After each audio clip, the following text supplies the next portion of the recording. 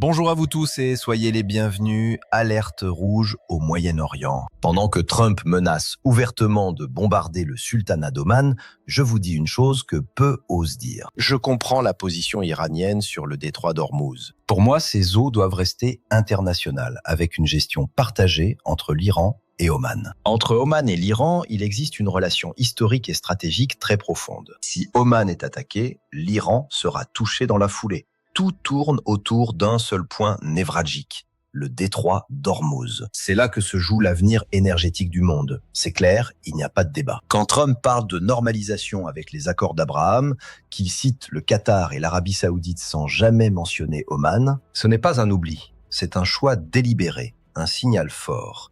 Les Américains, avec les Émirats en tête de pont, veulent isoler complètement Oman pour prendre le contrôle du détroit. Ils veulent un axe Émirats, Qatar, Arabie Saoudite qui marginalise Oman. C'est ça le vrai plan. Ce qui est fondamental dans tout accord sur Ormuz, c'est que l'Iran garde la main. Les Omanais proposent aujourd'hui une solution intelligente. Pas forcément des taxes, mais un cadre environnemental, logistique et administratif clair. Avec une condition rouge, interdire le passage des navires militaires. C'est exactement ce qui a fait perdre les Américains par le passé.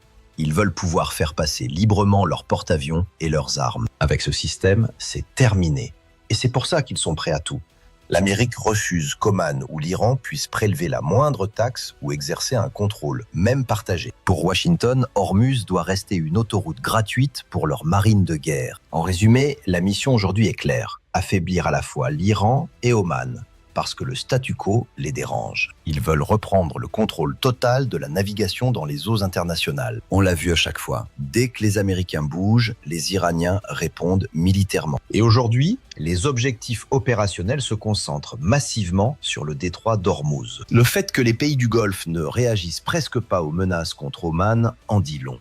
L'Amérique est en train de redessiner le Conseil de coopération du Golfe, en excluant Oman. Trump l'a dit clairement à son ministre de la Défense, fini la mission, même si ça veut dire frapper Oman. Ce qui prouverait qu'Oman est devenu une cible prioritaire. On parle même d'une guerre des 40 jours. Les Américains ont donné leur accord pour frapper Oman dans ce délai. La question est, pourquoi Oman précisément ?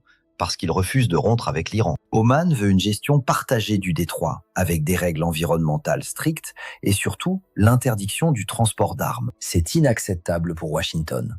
L'Iran est prêt à tout pour garder son influence sur Ormuz. C'est devenu le principal obstacle à la domination américaine dans la région. Oman possède aussi des bases américaines, mais reste trop indépendant à leur goût. C'est ce qui le rend dangereux pour leur stratégie. Le monde est en ébullition. La semaine prochaine, les Américains préparent quelque chose d'énorme, une attaque contre Cuba. Trump est en train de préparer une opération militaire d'une ampleur inédite contre Cuba. Selon plusieurs sources, un débarquement est même envisagé. La gouverneure de Porto Rico, Jennifer González, l'a dit sans détour. Nous sommes en état de guerre. C'est la même administration qui a agi contre le Venezuela. L'objectif est clair, changer les régimes qui résistent à l'hégémonie américaine. Trump a déclaré vouloir libérer Cuba. La marine américaine est déjà en position. Le risque d'un conflit majeur est aujourd'hui extrêmement élevé. Cuba a déjà annulé toutes les mesures de confiance prises avec les États-Unis. Son ambassadeur à l'ONU affirme que ces menaces détruisent tout dialogue. Au Venezuela, l'arrestation de Nicolás Maduro est une opération américaine. Beaucoup doutent désormais de la légitimité du nouveau pouvoir. Marco Rubio joue un rôle central, influençant la stratégie américaine dans la région. Un rapport de la CIA évoque une opération militaire imminente et décisive. L'Amérique veut frapper fort et vite pour imposer sa vision. Une guerre simultanée contre l'Iran et Cuba changerait l'équilibre mondial. Cela enverra un message fort à la Russie, à la Chine et à l'Iran. La chute de Cuba viendrait s'ajouter à la pression sur l'Iran. Ce serait une démonstration de force brute destinée à intimider Pékin et Moscou. Ne vous y trompez pas, derrière Cuba, c'est bien la Chine et la Russie qu'on vise.